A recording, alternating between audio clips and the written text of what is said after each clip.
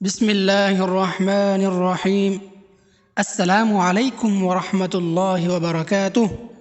میرے عزیز بھائیوں اور بہنوں، رمضان کا بابرکت مہینہ ہمارے دروازے پر دستک دے رہا ہے۔ وہ مہینہ جس میں جنت کے دروازے کھول دیے جاتے ہیں، جہنم کے دروازے بند کر دیے جاتے ہیں اور اللہ کی رحمت ہر طرف برسنے لگتی ہے۔ لیکن افسوس، ہم میں سے بہت سے لوگ ایسے ہیں جو عبادت تو کرتے ہیں، روزہ بھی رکھتے ہیں، نماز بھی پڑھتے ہیں، مگر ایک بنیادی بات نہیں جانتے۔ کیا ہماری طہارت درست ہے؟ کیا ہمارا غسل صحیح ہے؟ سوچئے ذرا، اگر غسل درست نہیں تو وضو درست نہیں، اور اگر وضو درست نہیں تو نماز بھی درست نہیں، اور اگر نماز درست نہیں تو ہماری عبادت اللہ کے حضور کیسے قبول ہوگی؟ یہ کتنا بڑا نقصان ہے کہ انسان سالہاں سال نماز پڑھتا رہے، روزے رکھتا رہے، مگر اسے خبر ہی نہ ہو کہ وہ ایک بنیادی غلطی کر رہا ہے۔ میرے بھائیوں اور بہنوں، یہ رمضان شاید ہماری زندگی کا آخری رمضان ہو۔ کیا معلوم اگلا رمضان ہمیں نصیب ہو یا نہ ہو؟ تو کیوں نہ ہم اس رمضان کو خاص بنا لیں؟ کیوں نہ ہم اپنی عبادات کو درست کر لیں؟ کیوں نہ ہم اللہ کے سامنے پاک ہو کر کھڑے ہوں؟ آج کی اس ویڈیو میں ہم ایک ایسا مسئلہ سیکھنے جا رہے ہیں جو ہر مسلمان کے لیے بے حد ضروری ہے۔ روزے کی حالت میں غسل کرنے کا صحیح طریقہ کیا ہے؟ وہ کون سی غلطی ہے جو اکثر لوگ کر بیٹھتے ہیں جس کی وجہ سے ان کا روزہ نہیں ہوتا؟ اگر آپ چاہتے ہیں کہ آپ کی نماز بھی قبول ہو، آپ کا روزہ بھی محفوظ رہے اور آپ کی عبادات اللہ کے نزدیک قیمتی بن جائیں، تو اس ویڈیو کو آخر تک ضرور دیکھیں، کیونکہ آج ہم سیکھیں گے طہارت کا وہ طریقہ جو ہماری عبادات کو بچا سکتا ہے۔ روزے کی حالت میں غسل کرنے کا صحیح طریقہ۔ بہت سے لوگ روزے کی حالت میں غسل کرتے وقت ایسی غلطی کر بیٹھتے ہیں جس کی وجہ سے ان کا روزہ ٹوٹ جاتا ہے اور انہیں پتہ ہی نہیں چلتا۔ اس لیے ضروری ہے کہ ہم غسل کا صحیح طریقہ سیکھیں۔ اسی طرح کچھ لوگ یہ بھی پوچھتے ہیں کہ اگر غسل فرض ہو اور سحری کرنی ہو تو کیا ناپاکی کی حالت میں کھا پی سکتے ہیں؟ کیا روزہ درست ہوگا؟ ان سب سوالوں کے جواب جاننا ہم سب کے لیے ضروری ہے۔ غسل میں کتنی چیزیں فرض ہیں؟ غسل میں 3 چیزیں فرض ہیں۔ اچھی طرح کولی کرنا، یعنی منہ میں پانی کو اچھی طرح گھمانا ضروری ہے۔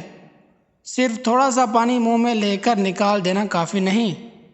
ناک میں نرم ہڈی تک پانی پہنچانا، ناک کے اندر جہاں تک نرم حصہ ہے وہاں تک پانی پہنچانا ضروری ہے۔ پورے جسم پر پانی بہانا، جسم کا کوئی حصہ بال کے برابر بھی خشک نہ رہے، ورنہ غسل نہیں ہوگا۔ اگر یہ 3 کام ہو جائیں تو غسل درست ہو جاتا ہے۔ غسل کا سنت طریقہ ترکیب کے ساتھ۔ غسل کا سنت طریقہ یہ ہے: سب سے پہلے دونوں ہاتھ دھوئیں، استنجا کریں، یعنی شرم گاہ کو اچھی طرح صاف کریں، نماز والا پورا وضو کریں۔ پہلے دائیں کندھے پر 3 بار پانی ڈالیں، پھر بائیں کندھے پر 3 بار پانی ڈالیں، پھر سر سے لے کر پاؤں تک پورے جسم پر پانی بہائیں اور جسم کو اچھی طرح ملیں تاکہ کوئی جگہ خشک نہ رہے۔ یہ غسل کا سنت طریقہ ہے۔ سوال: اگر وضو نہ کیا جائے تو کیا غسل ہوگا؟ اگر کوئی وضو نہ کرے لیکن یہ 3 فرض ادا کر لے، یعنی کولی کرنا، ناک میں پانی ڈالنا، پورے بدن پر پانی بہانا، تب بھی غسل ہو جائے گا، مگر سنت کا ثواب نہیں ملے گا۔ روزے کی حالت میں غسل کرتے وقت احتیاط۔ روزے کی حالت میں غسل کرتے وقت خاص احتیاط کریں۔ کولی کرتے وقت غرارے نہ کریں۔ خیال رکھیں کہ پانی حلق کے نیچے نہ جائے۔ ناک میں پانی ڈالتے وقت بھی پانی آہستہ ڈالیں تاکہ پانی دماغ تک نہ چلا جائے۔ پانی اگر حلق کے نیچے چلا گیا تو روزہ ٹوٹ جائے گا، اسی طرح ناک کے ذریعے چلا گیا پھر بھی روزہ ٹوٹ جائے گا۔ سوال: غسل کے وقت کلمہ پڑھنا کیسا ہے؟ کچھ لوگ سمجھتے ہیں کہ غسل کے وقت کلمہ پڑھنا ضروری ہے۔ یہ غلط ہے۔ غسل کے وقت کچھ پڑھنا ضروری نہیں، بلکہ وہاں ذکر کرنا بھی درست نہیں، صرف غسل کے فرض پورے کرنا کافی ہے۔ سوال: کیا غسل کے بعد وضو کرنا ضروری ہے؟ جواب: جب آپ نے غسل کر لیا تو وضو بھی ہو گیا، اب آپ بغیر دوبارہ وضو کیے نماز پڑھ سکتے ہیں، بلکہ دوبارہ وضو کرنا پانی کا ضیاع ہے جو کہ ناجائز ہے۔ ناپاکی کی حالت میں سحری اور روزہ: اگر غسل فرض ہو اور وقت کم ہو تو پہلے سحری کر سکتے ہیں، یعنی روزہ رکھ سکتے ہیں۔ سحری کرنا اور روزہ رکھنا درست ہو جائے گا، البتہ نماز سے پہلے غسل کرنا ضروری ہے، اس حالت میں نماز نہیں ہوگی۔ سحری کرنے کے بعد غسل کریں پھر نماز پڑھیں۔ سوال: غسل بیٹھ کر کریں یا کھڑے ہو کر کریں؟ جواب: کھڑے ہو کر غسل کرنے میں کوئی گناہ نہیں، البتہ بیٹھ کر غسل کرنا بہتر ہے۔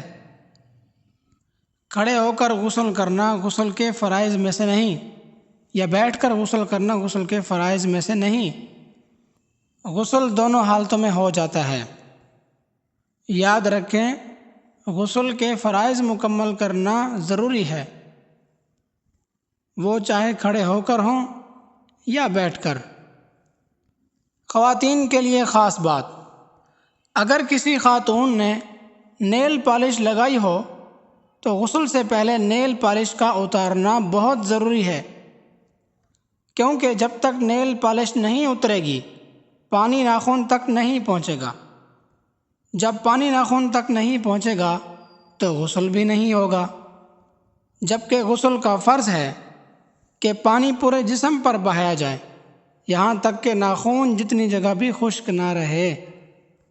جب نیل پالش لگی ہوگی تو پورے کا پورا ناخن خشک رہ جائے گا، اس سے غسل نہیں ہوگا۔